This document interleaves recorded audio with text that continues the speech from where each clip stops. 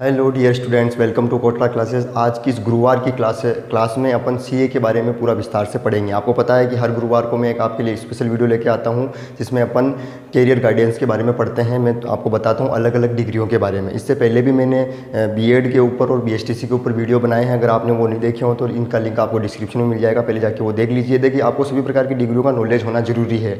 अगर आपको उनका नॉलेज होगा तो आप निर्णय ले पाएंगे कि किस फील्ड में मुझे जाना चाहिए, कौन सा फील्ड मेरे लिए बेटर है। तो आज अपन पूरी सीए के बारे में जानकारी लेंगे। अगर आप कॉमर्स के स्टूडेंट हैं तो भी आपके लिए ज़रूरी है, और आप कॉमर्स के स्टूडेंट नहीं हैं तो भी ये वीडियो आपके लिए ज़रूरी है, क्योंकि कॉमर्स के स्टूडेंट अगर आप नहीं हैं तो भी आप सीए कर सकते हैं। जी बिल्कुल, आप सीए कर सकते हैं। सीए कितने प्रकार की है, कैसे क्या करते हैं, कहाँ से सीए होती है, कौन सा इंस्टीट्यूट है, कौन सा कॉलेज है। बहुत सारे स्टूडेंट ये भी मेरे से पूछते हैं सर कहाँ से करें, कौन से कॉलेज से करें। देखिए, इसका कोई कॉलेज नहीं है, मैं सारा कुछ आपको विस्तार से बताऊँगा। तो बने रहिए इस वीडियो में लास्ट तक, और पूरी जानकारी आज आपको सीए के बारे में इस वीडियो में फुल इन्फॉर्मेशन आज मिलेगी। तो चलिए फिर आज की क्लास में मैं आपको ये बताता हूँ। तो बच्चों, जैसा कि आप ऊपर देख पा रहे हैं, मैंने लिखा सीए की फुल फॉर्म होती है चार्टर्ड अकाउंटेंट। चार्टर्ड अकाउंटेंट जो है वो कौन करवाता है, क्या इसकी कॉलेज कोई यूनिवर्सिटी है? देखिए, इसके कोई कॉलेज कोई यूनिवर्सिटी नहीं होती है। एक सर्टिफिकेट कोर्स है जो एक ऑर्गेनाइजेशन, गवर्नमेंट की एक संस्था है जो ये कोर्स करवाती है, यानी ये सर्टिफिकेट इशू करती है। तो उस संस्था का क्या नाम है? उस संस्था का नाम है ICAI। ICAI इसकी फुल फॉर्म होती है the institute of chartered accountants of India. देखिए, नाम से पता चल रहा है ये इंस्टीट्यूट है किसका? चार्टर्ड अकाउंटेंट का। चार्टर्ड अकाउंटेंट का इंस्टीट्यूट है जो सभी प्रकार की ये सीए की जो भी आपके सर्टिफिकेट है वो ये देता है आपको।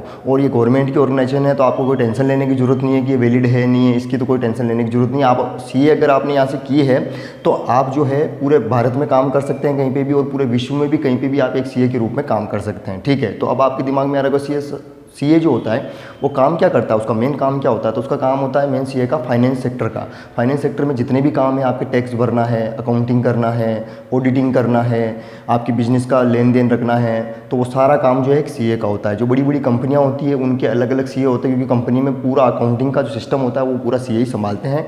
और तो आप एक बड़ी कंपनी में भी एक रेपुटेड जॉब कर सकते हैं सीए बन के, और आप चाहें तो खुद का ऑफिस भी खोल के आप फाइलें लेकर काम कर सकते हैं, ऐसा भी आप कर सकते हैं। तो इनकम टैक्स से रिलेटेड, फाइनेंस से रिलेटेड, अकाउंटिंग से रिलेटेड जितना भी वर्क है वो एक सीए करता है, सीए देखता है। तो अब इसमें अच्छी खासी कमाई है, अच्छी खासी रेपुटेड पोस्ट है, ये अच्छा खासा इसमें काम है, इसमें कोई टेंशन लेने की ज़रूरत नहीं है। तो चलिए फिर मैं आपको बताता हूँ अब आगे कि इसमें कितने प्रकार से अपन एग्ज़ाम दे के सीए बन सकते हैं। तो इसमें एग्ज़ाम के 3 चरण होते हैं, यानी अगर आप सीए बनना चाहते हैं तो आपको 3 चरणों में 3 स्टेप्स में एग्ज़ाम पास करने पड़ेंगे, तब जाके आप सीए बनेंगे। सबसे पहले आप सीए फाउंडेशन का एग्ज़ाम देंगे, उसके बाद अगर आप वो पास कर गए सीए फाउंडेशन तो सीए इंटरमीडिएट का एग्ज़ाम देंगे, फिर उसके बाद आप सीए फाइनल का एग्ज़ाम देंगे। तो एक एक एग्ज़ाम के बारे में मैं आपको डिटेल से बताऊँगा, कितना समय लगेगा, कितनी फीस लगेगी, कितने पेपर होंगे, ये भी मैं आपको विस्तार से बताऊँगा। तो सबसे पहले आप सीए फाउंडेशन का एग्ज़ाम देंगे। अगर आपने 12th पास कर ली है तो 12th के बाद आप इसका फॉर्म भर सकते हैं। 12th के बाद आप इसका फॉर्म भरिए, चाहे 12th आपने किसी भी की हो, कॉमर्स, साइंस, आर्ट्स, उससे कोई फ़र्क नहीं पड़ता है। पर हाँ, ये कॉमर्स वालों के लिए ही है सीए, तो कॉमर्स वालों के लिए आसान हो जाता है। बाकी अगर आप साइंस और आर्ट्स से हैं तो थोड़ी आपको मेहनत करनी पड़ेगी, आपको कॉमर्स के बारे में पढ़ना पड़ेगा। अगर आप इस सेक्टर में आना चाहते हैं तो आप आगे पढ़ सकते हैं फॉर्म, ऐसी कोई दिक्कत वाली बात नहीं है। तो सीए फाउंडेशन में पीरियड यानी समय कितना होता है, कितने समय तक इसका जो रजिस्ट्रेशन है वो वैलिड रहता है? तो ध्यान दीजिए, 3 साल तक जो है इसका रजिस्ट्रेशन जो है वैलिड रहता है। 3 ईयर्स तक, 3 साल इसका रजिस्ट्रेशन वैलिड रहता है। इसका रजिस्ट्रेशन मैं बता देता हूँ आपको, 4 साल तक वैलिड रहता है। एक बार रजिस्ट्रेशन किया 4 साल तक वैलिड है, इसका भी मैं बता देता हूँ, ये 5 साल तक इसका रजिस्ट्रेशन वैलिड रहता है। तो ये तो मैंने बता दिया आपको अवधि, यानी रजिस्ट्रेशन कितने समय तक वैलिड रहता है। तो सीए फाउंडेशन आप 12th के बाद फॉर्म भरेंगे। फॉर्म कब भरे जाते हैं? साल में इसके 2 बार एग्जाम होते हैं, ध्यान दीजिए। साल में इसके एग्ज़ाम 2 बार होते हैं, हर साल होते हैं, मई में और नवंबर में। ध्यान दीजिए, मई में और नवंबर में होते हैं। तो मई वाले के लिए तो आप जनवरी, फरवरी, मार्च, अप्रैल में इसके फॉर्म भरे जाते हैं तो भर दीजिए। मई से पहले भरे जाते हैं मतलब, और नवंबर वाले के नवंबर से पहले भरे जाते हैं, जुलाई, अगस्त, सितंबर में भरे जाते हैं। कहाँ भरेंगे? वही ऑनलाइन JS ई मित्र पे, साइबर कैफे पे आप फॉर्म भर सकते हैं। ठीक है, तो आपने फॉर्म भर दिया। जैसे मान लीजिए सीए फाउंडेशन का आप एग्ज़ाम की तैयारी कर रहे हैं, तो फीस कितनी लगेगी? फीस किसकी? एग्ज़ाम फॉर्म की, सीए फाउंडेशन की। जब आप फॉर्म भरेंगे तो आपको फीस जमा करानी पड़ेगी। तो फीस जो है आपकी 9,800 रुपये के लगभग आपकी फ़ीस लगेगी। थोड़ी बहुत कम ज़्यादा ऊपर नीचे हो सकती है, 100-200 रुपये, बाकी लगभग इतनी फीस होती है। और पेपर की अगर मैं बात करूँ तो 4 पेपर टोटल होते हैं। कितने पेपर होते हैं? 4 पेपर उसमें फाउंडेशन एग्ज़ाम में होते हैं। देखिए, होता क्या है, 4 पेपर में आपको क्या करना पड़ेगा? हर पेपर 100 नंबर का होगा, तो 400 का पूर्णांक हो गया।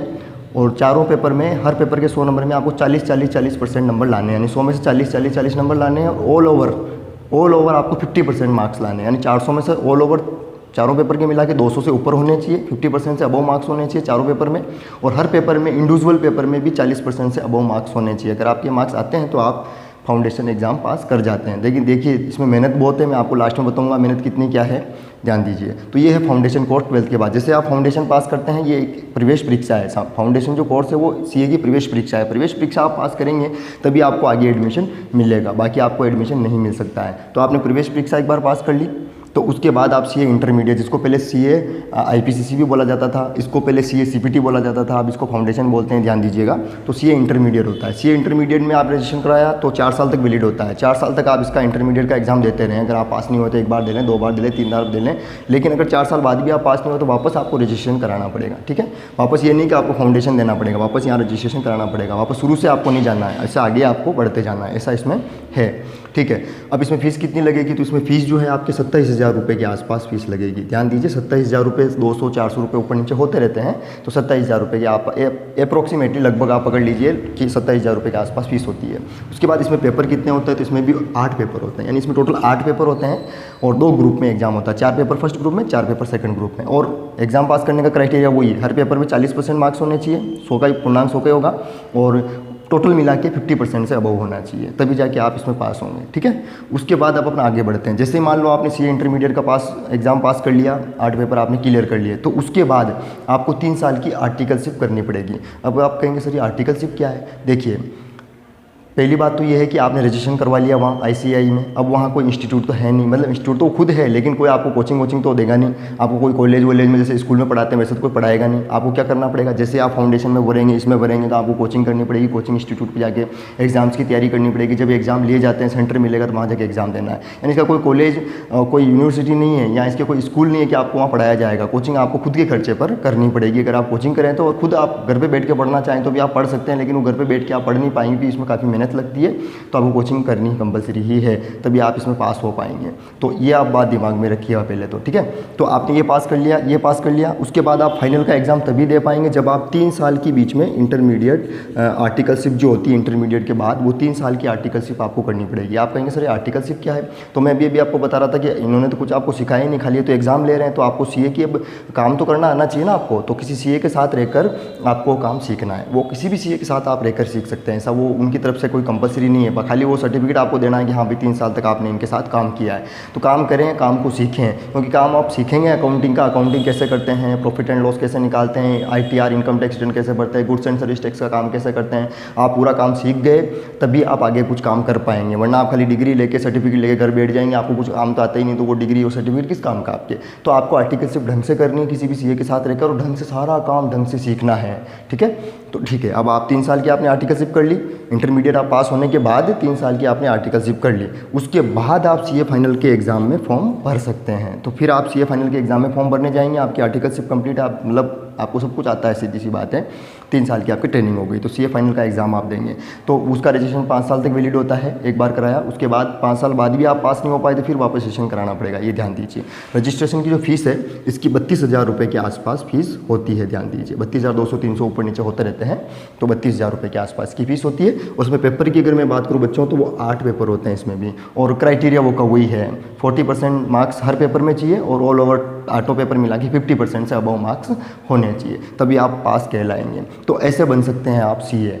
तो पर ध्यान दीजिए, अगर आपने ग्रेजुएशन कर रखी है, ये तो 12th के बाद मैंने बताया, अगर आपने ग्रेजुएशन कर ली, ग्रेजुएशन क्या होती है, बीए, बीकॉम, बीएससी अगर आपने कर ली, तो आप सीधा इंटरमीडिएट में आपको एडमिशन मिल जाएगा। यानी उस कंडीशंस में आपको सीए फाउंडेशन का एग्ज़ाम देने की ज़रूरत नहीं है, आपको सीधा 2 एग्ज़ाम ही देने हैं, ये और ये। वो 3 साल की सब कुछ होगा ही रहेगा, खाली आपकी जो एंट्रेंस एग्ज़ाम होगा, प्रवेश परीक्षा, वो खत्म हो जाएगी, यानी वो नहीं देना है अगर आपने ग्रेजुएशन कर रखी है तो।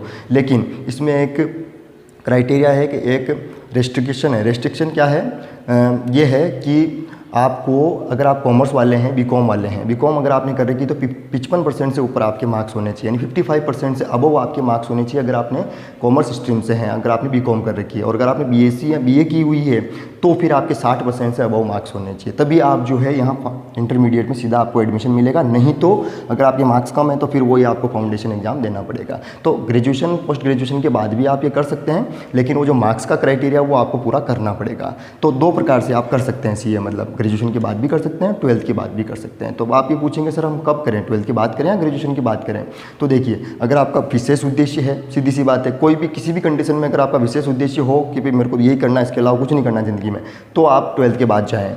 और अगर आपका विशेष उद्देश्य नहीं है और भी कुछ आपके मन में है तो आप ग्रेजुएशन के बाद करें। ग्रेजुएशन के बाद आपके सारे रास्ते खुलते हैं, ये भी कर सकते हैं, सीए भी, सीएस भी कर सकते हैं, बीए बीएड कुछ भी और भी इच्छा हो तो वो भी कर सकते हैं।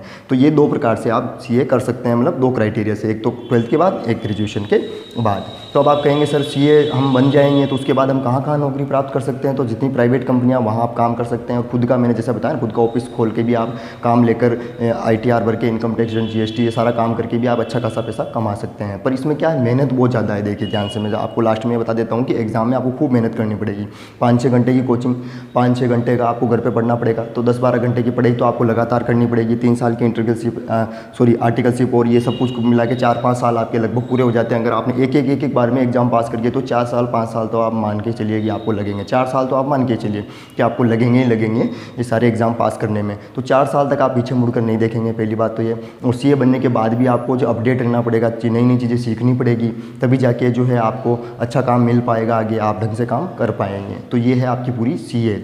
तो बच्चों देखिए, मैंने पूरी जानकारी आपको आज सीए की इस वीडियो में दी है। अगर आपको ये जानकारी अच्छी लगी तो आप इस वीडियो को लाइक कीजिए, शेयर कीजिए, कमेंट कीजिए, और इस चैनल पर अगर आप नए हैं तो चैनल को सब्सक्राइब कर लीजिए ताकि ऐसी जानकारी आपको, लेटेस्ट जानकारी मिलती रहे। ठीक है, अब मैं आपको ये बता देता हूँ कि सीए में आपको काफ़ी मेहनत करनी पड़ेगी। जैसा मैंने आपको पहले भी बताया, अगर आप मेहनती हैं, आप जुनूनी हैं, आप कुछ करना चाहते हैं, अपने जीवन में आगे बढ़ना चाहते हैं, तो आपके लिए बहुत बढ़िया सेक्टर है, आप इस सेक्टर में आ सकते हैं। तो ठीक है, आपने पूरी जानकारी इसकी ले ली। अगर मान लीजिए कोई और भी क्वेश्चन आपके दिमाग में हो जो मैं भूल रहा हूँ और आपके दिमाग में आ रहा हो, तो फिर आप नीचे कमेंट्स में लिखिए मुझे वो क्वेश्चन। मैं अगले वीडियो में वो क्वेश्चन आपका जो भी होगा उसका मैं आंसर आपको दूंगा, या छोटा क्वेश्चन होगा तो मैं आपको कमेंट्स में आंसर दे दूंगा, नहीं तो फिर इसके लिए मैं स्पेशल वीडियो बनाऊंगा अगर कोई और चीज़ छूट रही होगी तो। बाकी फिर मिलते हैं अगले वीडियो में, तब तक के लिए जय हिंद।